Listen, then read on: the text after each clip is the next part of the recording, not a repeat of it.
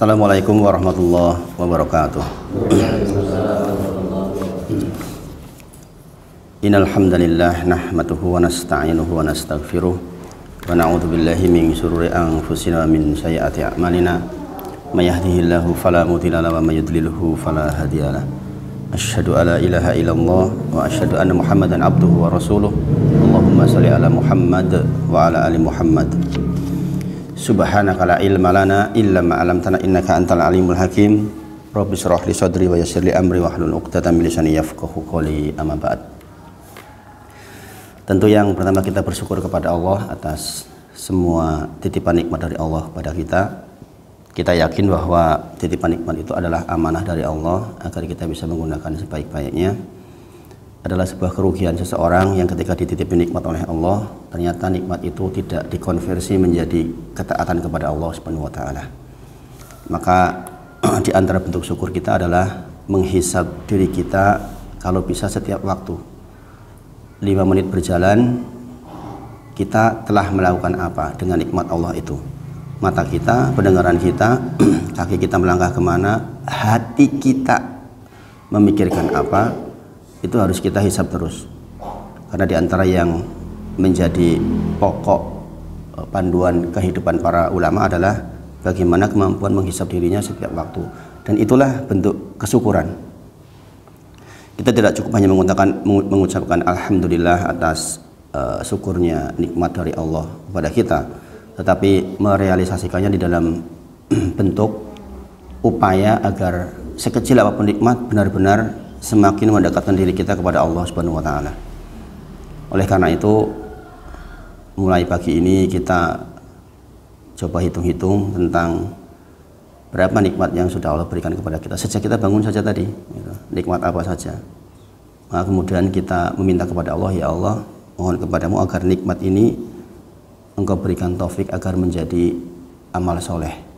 Karena itu yang akan ditimbang oleh Allah di hadapan para manusia besok, ketika di yaumil akhir dihisab, maka ada mizan yang akan menimbang seluruh amal soleh kita, insya Allah. Semoga kita termasuk yang dimudahkan di dalam hisaban yasira, mendapatkan kitab dari sebelah kanan, sehingga termasuk orang-orang yang beruntung. Dan na'udzubillah, kita berlindung kepada Allah dari hisab yang munakosah, hisab yang berat, yaitu hisab dari sebelah kiri atau dari sebelah belakang kita terima kitab, maka itulah tanda menuju ke neraka jahanam. Na'udzubillah summa na'udzubillah min dzalik. Salawat dan salam kita sampaikan pada junjungan kita Nabi Agung Muhammad sallallahu alaihi wasallam. Ingat-ingat bahwa Allah dan para malaikat pun bersolawat. Maka diperintahkan kepada kita, ya ayyuhalladzina amanu, wahai orang-orang yang beriman, maka bersolawatlah kepada Nabi Muhammad sallallahu alaihi wasallam. Dan mudah-mudahan salawat yang kita perbanyak akan menambah kebaikan untuk kita semua, insya Allah. Kita lanjutkan, pertama bacaan hadis dulu, pengayaan ini. Saya baca urut saja mungkin, dari Abu Hurairah, ini hadis nomor 7. Ini nanti saya urutkan saja ini. Jangan bisa tulis. Hadis nomor 7 dari Abu Hurairah radhiyallahu anhu, Rasulullah shallallahu alaihi wasallam pernah ditanya, siapakah manusia yang paling mulia? Tentu saja kita berharap menjadi orang yang mulia.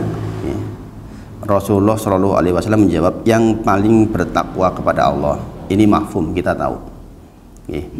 Wa tazawwadu fa inna khairaz zati taqwa wattaquniya ulil albab.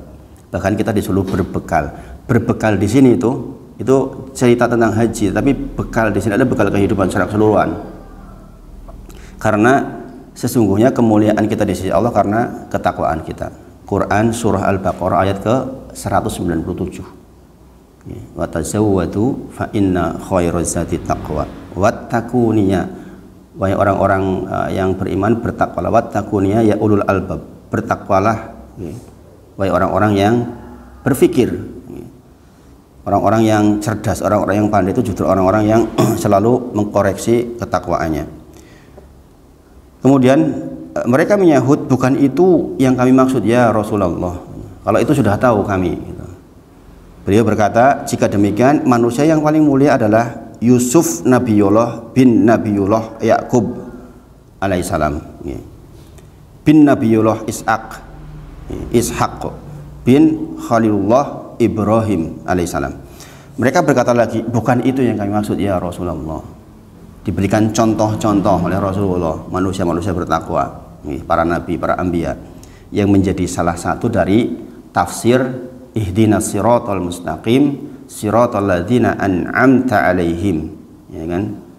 Kita sudah sama-sama belajar bahwa di antara orang yang harus kita minta kepada Allah jalannya, yaitu jalan yang pernah ditapaki mereka. Di dalam Quran surah An-Nisa 69 dikatakan minan nabiyyin wasiddiqin wasyuhada wasolihin. Di sini disebutkan ini dari kalangan para nabi, para anbiya. Kemudian mereka berkata lagi, bukan itu yang kami maksud ya Rasulullah. Beliau berkata, kalau begitu kalian bertanya tentang kedudukan bangsa Arab. Manusia ibarat barang tambang. Orang-orang yang terbaik pada masa jahiliyah adalah orang-orang yang terbaik dalam Islam apabila mereka berilmu. Di kalangan jahiliyah. Jadi mereka sedang bertanya tentang dirinya sendiri sesungguhnya. Di kalangan orang-orang jahiliyah waktu itu, maka yang terbaik adalah orang Islam. Di antara orang Islam yang terbaik adalah yang berilmu. Jelas ya, jelas banget ya. Jadi kita duduk seperti ini dalam rangka membangun kemuliaan di sisi Allah dan Rasulnya. Siapa yang mengucapkan ini? Nabi Muhammad SAW. Apa konsekuensi atas syahadat Rasul kita? Yaitu membenarkan apa yang dikabarkan. Rasulullah menyebutkan manusia ibarat barang tambang. Orang-orang yang terbaik pada masa jahiliyah adalah orang-orang yang terbaik dalam Islam apabila mereka berilmu. Jadi kita meliputi diri kita dengan ilmu, harapannya semakin meningkat kemuliaan kita di sisi Allah. Ini kalau kita tarik relasinya, orang berilmulah yang akhirnya bisa meniru para nabi. Orang berilmulah yang akhirnya punya derajat yang bertakwa. Mustahil orang bisa menjadi bertakwa kecuali dia berilmu. Bagaimana tidak? Takwa definisinya adalah melaksanakan perintah, menjauhi larangan. Nah sekarang kalau perintah dan larangan aja nggak tahu, terus gimana? Gini bang, maka perintah dan larangan itu hanya bisa kita pahami jikalau kita berilmu, ya kan? Maka betul sepertiga agama ada di hadis man amila amala laisa alaihi amruna fahuwa raddun. Sepertiga agama ada di hadis itu. Pak Pri masih ingat enggak? Hadis apa saja tentang sepertiga agama? Satu, hadis tentang niat. Sepertiga agama ada di hadis niat. Masih ingat nggak Pak Pri? Ini sudah disebutkan ini. Makanya diulang-ulang biar ingat. Pak Artono coba, hadis yang kedua tentang apa? Sepertiga agama ada di hadis mana? Yang pertama hadis niat, yang kedua yang tadi saya sebutkan Pak, man amila amala laisa alaihi amruna fahuwa raddun. Barang siapa yang mengamalkan suatu amalan yang tidak ada tuntunannya dari Nabi Muhammad SAW, fahuwa raddun, maka tertolak. Sebagus apapun kegiatan, serajin apapun kegiatan, kalau nggak ada contohnya tertolak. Rasulullah sendiri yang menyampaikan. Maka betul kita jangan sampai kita capek melakukan sebuah kegiatan yang dianggap ibadah tapi ternyata bukan ibadah.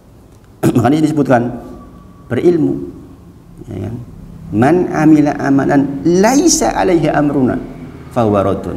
Barang siapa yang melakukan sebuah amalan yang laisa alaihi amruna, tidak ada perintahnya, tidak ada tuntunannya, mempelajari perintah dan tuntunan itu ilmu, nggak bisa enggak? Ya enggak? Gitu? Gimana kita mau tahu perintah kalau kita sendiri nggak tahu tentang hadis tentang perintahnya? Maka nanti kita dengan pengayaan seperti ini kita akan luas rasanya itu. Ya Allah, ini tuh di dalam kitab ini aja 4.000 lebih loh hadis. 4.000 lebih lah hadis, bayangin. Kalau jenengan nggak duduk seperti ini, apa ya gelem moco. Kalaupun moco nang YouTube, apa ya sampai. Kenapa saya bilang sampai? Di YouTube itu banyak banget tawaran dan nggak jelas, nggak jelas itu dari hadis dari mana, dari kitab apa, nggak jelas. Bayangin. Ya, makanya demi Allah, jenengan duduk seperti ini itu bentuk rahmat Allah untuk jenengan. Bentuk rahmat Allah itu kalau jenengan diberi kemudahan duduk di majelis itu nggak main-main. Saya dulu ketika awal-awal merasakan ngaji, belajar di Ma'had, pondok lah ya, orang sekarang bilang. Itu kenapa saya bilang pondok? Ma'had itu sekarang diidentikan dengan Wahabi. Pondok itu berarti bukan Wahabi begitu. Kalau di Muhammadiyah istilahnya itu apa? Boarding school. Itu sama saja sebenarnya itu. Istilah saja gitu. Istilah saja. Itu hari pertama saya belajar saja, saya masih ingat waktu itu Ustaz Ahmad Al-Zaid itu menyampaikan tentang faidah ilmu. Itu ya Allah, itu rasanya sudah seneng banget loh. Itu baru mulai loh, seneng rasanya. Ya Allah, saya itu mau dapat ilmu ya, begini ya peran ilmu itu. Begitu Mas Paman yang saya rasakan dulu. Rasanya tuh seneng banget. Ya bayangin aja, seperti jenengan berjalan tadinya gelap gulita, nggak punya senter, tiba-tiba punya senter, gimana rasanya itu? Jenengan tadinya berjalan tanpa ilmu kan kurang jelas itu. Seperti Mas Wawan ikut tentang di kegiatan kajian yang satunya dia menyampaikan, saya senang sekali dengan beberapa hal. Itu kan seperti punya senter, Mas. Yang tadinya gelap gulita masalah riba misalnya, jadi paham. Itu kan Masya Allah. Masya Allah. Maka sekali lagi bersemangatlah di dalam ilmu. Bersemangat di dalam ilmu. Hadis nomor 8 dari Abdullah bin Mas'ud. Ia menyandarkan perkataan ini kepada Nabi Muhammad SAW. Berarti ini marfu. Marfu artinya kalimat ini sampai kepada Rasulullah SAW, sehingga derajatnya insya Allah sahih. Dan memang di dalam kitab ini memang semuanya sahih. Makanya judulnya silsilah hadis sahihah. Bertakwalah kalian kepada Allah dan sambunglah tali silaturahim. Nah, ini. Jadi di sela-sela dengan belajar seperti ini, belajar sholat, belajar tentang kematian, maka Rasulullah berpesan, bertakwalah kalian kepada Allah dan sambunglah tali silaturahmi. Kadang-kadang Rasulullah juga menyebutkan ittaqillah haitsuma kunta, bertakwalah kepada Allah dimanapun kalian berada, dan ikutilah perbuatan buruk dengan perbuatan baik sebagai penghapus dosanya. Ini peringatan nih, kita tuh disuruh bertakwa. Kalau orang bertakwa betul kan insya Allah terjaga dari dosa. Tapi nyatanya kan nggak begitu. Manusia sudah niat banget nggak berdosa, berdosa lagi. Memang begitu manusia itu. Maka Rasulullah menyebutkan solusinya, ketika terjadi perbuatan buruk, ikutilah langsung dengan perbuatan baik yang dengannya maka dosa dihapus. Sebagaimana kisah seorang lelaki yang mencium wanita di pinggir Madinah. Kemudian karena orang ini bertakwa, dia menyesal. Maka dia datang kepada Rasulullah SAW untuk ditegakkan had, untuk dihukum maksudnya. Dia nggak mau dihukum di akhirat, mau dihukum di dunia aja. Ya Rasulullah, sesungguhnya saya mencium seorang wanita, seorang pedagang. Kemudian datang ke Rasulullah, tegakkan had, tolong saya ditegakkan had. Rasulullah diam saja. Dan ini juga pelajaran buat kita. Kalau kita menghukumi orang itu jangan terlalu keras untuk awal-awal. Rasulullah diam saja. Kemudian Rasulullah dan para sahabat sholat. Setelah selesai sholat, orang ini bilang lagi, ya Rasulullah, sesungguhnya aku mencium seorang wanita di pinggiran Madinah, seorang pedagang, maka tegakkan had kepadaku. Rasulullah bertanya, apakah kamu ikut sholat tadi berjamaah? Wahai fulan, iya. Maka sesungguhnya sholatmu itu sudah menghapus dosa-dosamu. Ini jangan terus praktek Mas Wawan. Soalnya aku mencium orang baru bisa sholat. Penak men ngono niat-niat kaya ngono wis repot gitu. Dalilnya siapa? Ustadz Wahid kemarin cerita itu, katanya kalau mencium sholat rampung. Nah, itu salah pengertian namanya. Ini kaya ngono niat-niat ora diampuni. Itu tuh orang bertakwa, orang bertakwa. Jadi memahami hadis juga jangan letter-let begitu nggih. Nanti jenengan prakteknya, oh dalilnya anu kok jelas kok sahih. Wah, alasan wae. Jadi itu nggih, bertakwalah kalian kepada Allah dan sambunglah tali silaturahim. Menjalin tali silaturahim itu menjadi sangat penting. Silaturahim. Ya kan, ada hadis panjang tentang silaturahim. bahwa rahim itu berdiri dan bergelantungan di arsy-Nya Allah ketika seluruh penciptaan dialah orang makhluknya Allah yang meminta perlindungan. Sesungguhnya saya rahim yang diletakkan di wanita. Saya minta perlindungan kepadamu atas pemutusan diriku. Dan memang dia sudah tahu bahwa suatu ketika nanti akan terjadi pemutusan silaturahmi. Makanya di antara tawaran untuk menjaga silaturahim adalah memperpanjang umur, memperbanyak rizki, ya kan? Yaitu menjalin tali silaturahim. Silaturahim itu artinya apa?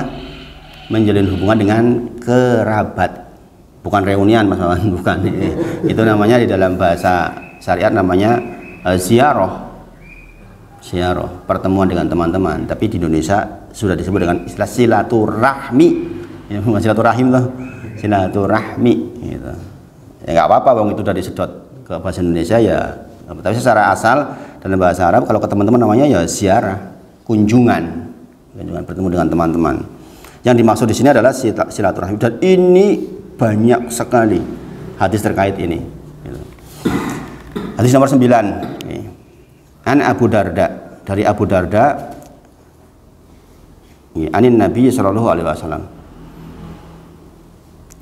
dikatakan, amalan yang paling berat di atas mizan tahu nggih, timbangan amal kita nanti di sana adalah akhlak yang mulia,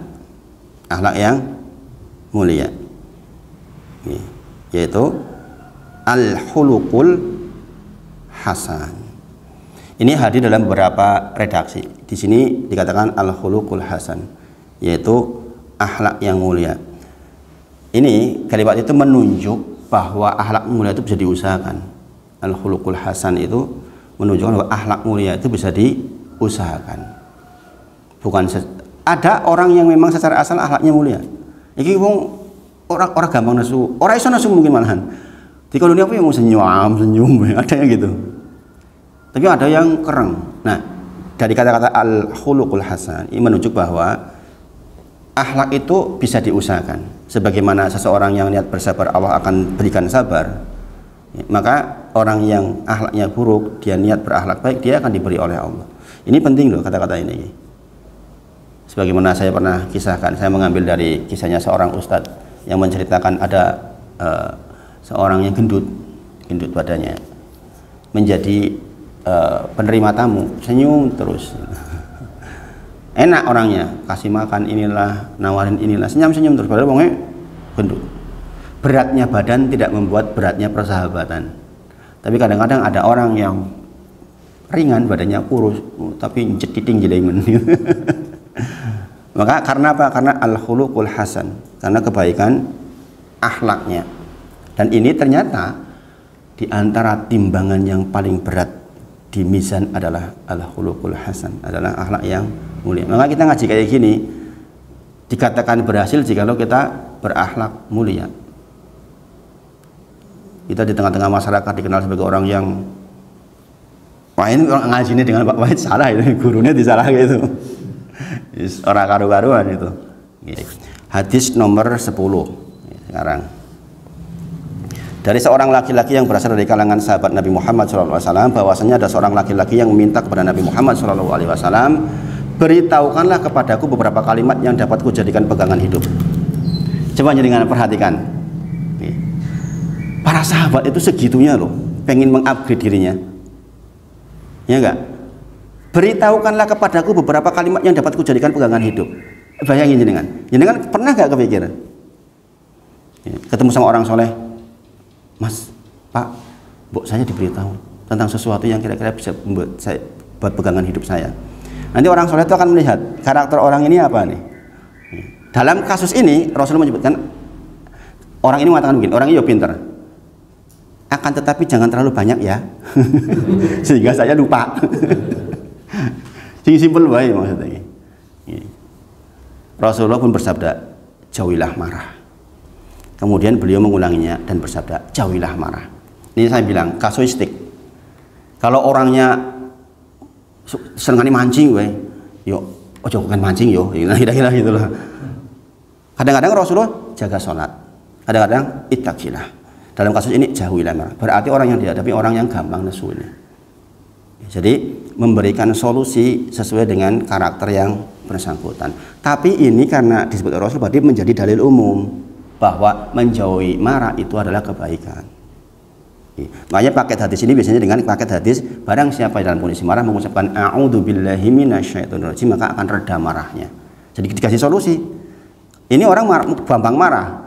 Bagaimana solusinya? Ketika ada marah, a'udzubillahi minasyaitonirrajim. Urung mari a'udzubillahi minasyaitonirrajim. Lu mari meneh a'udzubillahi minasyaitonirrajim bola balik. Maka disebutkan juga kalau kita lagi berdiri duduk, kalau lagi duduk berbaring. Jangan sebaliknya. Nesu lagi jagong malah ngadeg. Oh, nyekel watu dilempar itu. Gitu.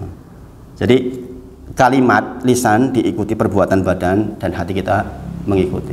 Itu penting. Nah, kemudian hadis nomor 11 yang sudah kita bacakan minggu lalu yaitu hadis dari Robi'ah al-Aslami. Masih ingat enggak Pak Supri? Pak Pri? Robi'ah al-Aslami. Kisah Robi'ah al-Aslami, Pak. Yang kemarin yang Abu Bakar sama Robi'ah bertemu di perbatasan tanahnya. Masih ingat? Mas Fran masih ingat nggak? Masih. Apa itu? Tapi hadisnya enggak. Bahasa Indonesia saja, ceritanya saja, inti ceritanya apa? Ada persekongkolan tanah. Terus Abu Bakar marah, ngobrol-ngobrol apa itu? Emosi terus marah, minta maaf. Yang sahabat-sahabatnya lagi itu bukan minta maaf toh, minta diucapkan kalimat yang semisal. Terus enggak apa ya, tidak ada titik temu terus ke Rasulullah.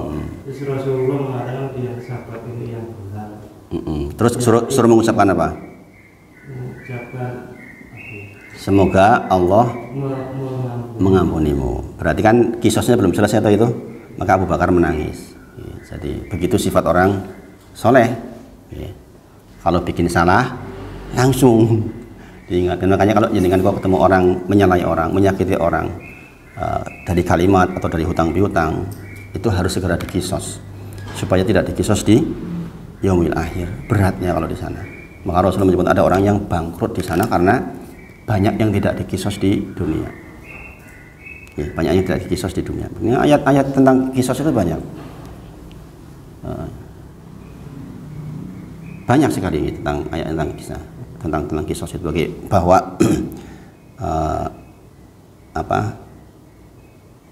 tangan dengan tangan, kuping dengan kuping begitu. Jadi yang semisal. Maka kalau jangan menggunakan kalimat yang menyakiti orang lain, jangan segera minta maaf juga. Syukur-syukur orangnya memaafkan. Kalau memaafkan berarti udah dikisos. Kalau Abu Bakar, tolong dong ucapan yang semisal itu biar saya sama-sama. 0-0 maksudnya. Jadi kalau kita berbuat dosa dua, usahakan kita orang itu dosa ke kita dua, jadi purpuran. Jadi tagih-tagihannya 0-0 maksudnya. Kok dimainin iki? Boyo atau diserampung toh berarti gitu. Sebagaimana bahwa hewan bertanduk yang menanduk hewan tidak bertanduk, maka besok di sana akan dikisos. Gantian hewan yang tidak bertanduk dikasih tanduk, menanduk hewan yang dulu menanduk. Tapi setelah selesai jadi kunitoroba, menjadi tanah. Itu yang sangat diinginkan oleh orang-orang kafir. Ya laita ini kun tuturoba. Kita lanjut ke surga atau neraka. Subhanallah. Kemudian hadis ke nomor 12 dari Abdullah bin Umar, ia menuturkan Nabi pernah ditanya manusia seperti apakah yang paling baik. Tadi sebelumnya Pak, manusia apa yang paling mulia, sekarang yang paling baik. Beliau menjawab yang paling mulia akhlaknya. Sama toh? Yang paling mulia akhlaknya. Ahsanuhum khuluqa. Tadi al-khuluqul hasan. Di sini ahsanuhum khuluqa. Ini redaksinya berbeda. Ini punya arti yang berbeda. Yang merujuk kepada bisa dirubah itu yang tadi. Al-khuluqul hasan. Kalau di sini ahsanuhum khuluqa, yang memang baik akhlaknya. Maka sekali kalau jenengan termasuk orang yang secara asal kok dibuat baik sama Allah, itu ya beruntung banget. Para ulama ditanya, besar mana pahalanya antara yang asli dapat dengan yang diusahakan? Maka besar yang diusahakan, karena jenengan mendapatkan pahala usahanya. Tetapi kuat mana kuat yang asli Mas Wawan. Nek wong sing beri usaha kan kadang-kadang kumat. Wis sudah sabar baik, tiba-tiba kira ngerti gue. Dek ben aku tukang ngamuk loh. Betul meneh itu. Itu loh. Paham ya? Kalau yang diusahakan begitu, kadang-kadang kumat gitu. Kalau suasananya tidak mendukung terus kumat. Ya, makanya pahalanya lebih besar pantas. Karena memang ada proses untuk menuju ke situ. Satu lagi hadisnya nggih. Dari Usamah bin Syuraik, ia bertutur, suatu ketika kami sedang duduk di sisi Nabi Muhammad SAW, seolah-olah di kepala kami ada burung yang sedang bertengger. Tidak ada seorang pun yang berbicara. Tiba-tiba datanglah sekelompok orang. Mereka bertanya, siapakah hamba Allah yang paling dicintai Allah? Nabi menjawab, yang paling baik akhlaknya. Yang paling baik akhlaknya. Bayangkan, tentang baik akhlak ini hadir dalam banyak sekali redaksi. Ini juga ahsanuhum khuluqa. Jadi kita belajar ngalor ngidul, belajar akidah, belajar fikih sholat. Kalau akhlak kita nggak baik, ya parah. Maka sering saya katakan, kalau orang hijrah udah pakai jenggot, sudah cingkrang bajunya, itu kan nyunah itu, ya kan? Kok kereng, kok rak gampang nyapaan, kok rak gampang senyum, ini masalah besar banget itu. Memperburuk citra Rasulullah SAW yang berulang kali mengatakan ahsanuhum khuluqa, al khuluqul hasan. Nggak logik, nggak nyambung orang belajar agama kok jadi kereng, jadi nggak gampang senyum, di masyarakat jadi aneh. Itu masalah itu. Gimana tidak begini nih? Rasulullah sebutkan berulang kali, iya nggak? Maka di tengah-tengah masyarakat kita menghadapi berbagai macam hal. Jadi ambillah yang tawasud, yang pertengahan. Kayak contoh tadi itu, situasi kayak tadi. Bagi jenengan yang masih meyakini seperti itu sebagai sebuah ibadah, silahkan, itu urusan panjenengan. Karena di sisi Allah nanti nafsi sendiri. Jenengan akan bertanggung jawab itu sendiri, bukan bertanggung jawab rame-rame atas pilihan ibadah yang jenengan pilih itu tadi. Masuk nggak terhadap man amila amalan laisa alaihi amruna fahuwa raddun atau tidak? Jika kita mengamalkan suatu amal yang tidak ada tuntunannya, maka tertolak. Ngapain kita capek-capek? Ya. Tapi sekali lagi, kalau masih melakukan itu pun jenengan, yang penting saya siap bertanggung jawab terhadap apa yang saya buat. Orang-orang seperti saya dai itu nggak ada istilah paksaan, kan hanya menyampaikan, ya nggak? La iqraha fiddin. Sesungguhnya tidak ada paksaan di dalam agama. Berarti turunannya tidak ada paksaan di dalam seluruh syariatnya. Silahkan. Jadi jenengan juga jangan keren-keren di masyarakat. Nek jenengan melakukan sesuatu, jangan menghukumi orang. Jangan menghukumi orang. Kita tutup dengan kafaratul majlis. Subhanakallahumma wa bihamdika asyhadu alla ilaha illa anta astaghfiruka wa atubu ilaik. Wa akhiru da'wana alhamdulillahirabbil alamin. Assalamualaikum warahmatullahi wabarakatuh.